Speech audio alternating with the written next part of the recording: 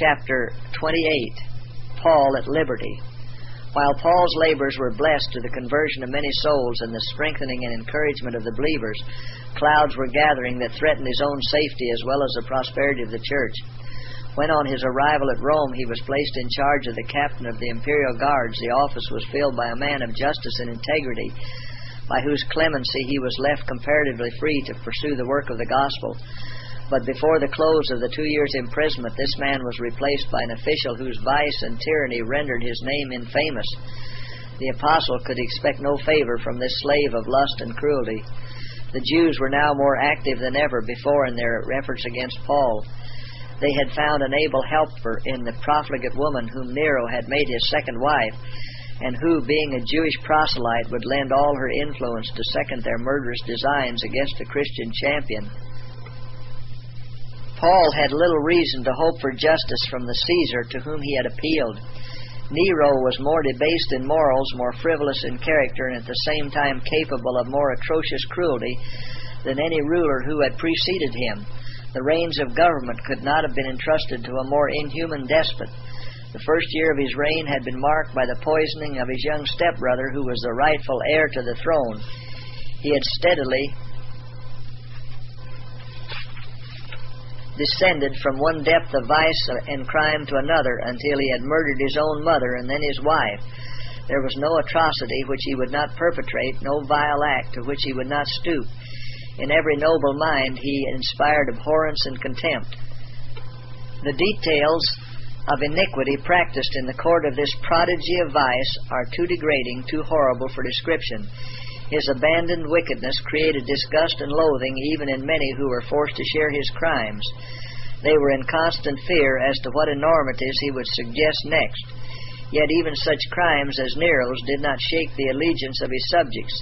He was acknowledged as the absolute ruler of the whole civilized world, and more than this, he was made the recipient of divine honors and worshipped as a god.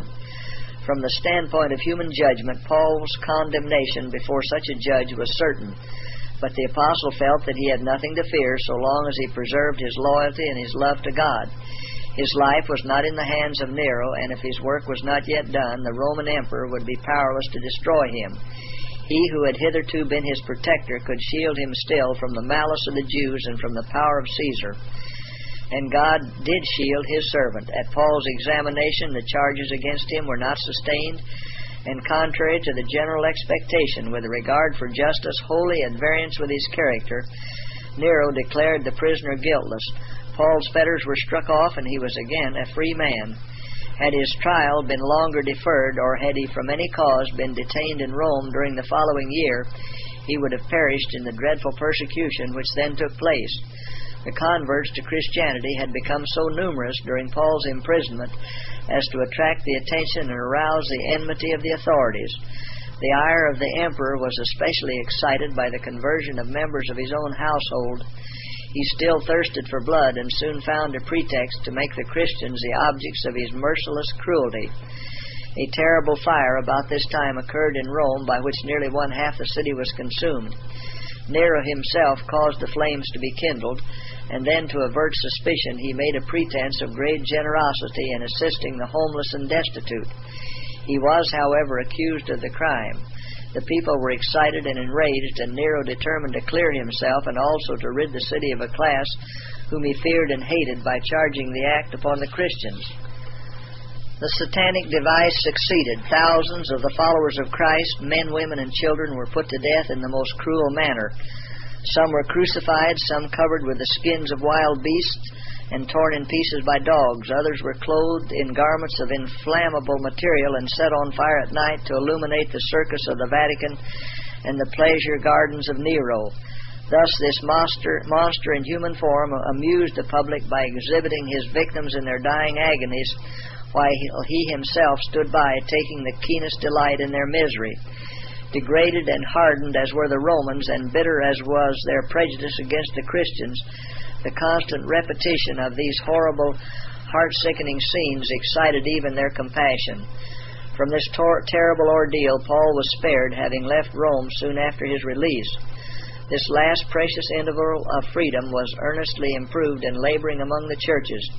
He sought to establish a firmer union between the Greek and Eastern churches which he had raised up, and to guard them against the subtle heresies that were creeping in to corrupt the faith. The trials and anxieties which he had endured had preyed upon his physical and mental energies. The infirmities of age were upon him. He felt that his work was nearly accomplished. At Jerusalem and at Antioch he had defended Christianity against the narrow restrictions of Judaism. He had preached the gospel to the pagans of Lycaonia, to the fanatics of Galatia, to the colonists of Macedonia, to the frivolous art worshippers of Athens, to the pleasure-loving merchants of Corinth, to the half-barbarous nations of Dalmatia, to the islanders of Crete, and to slave soldiers and men of rank and station in the multitudes at Rome. Now he was doing his last work.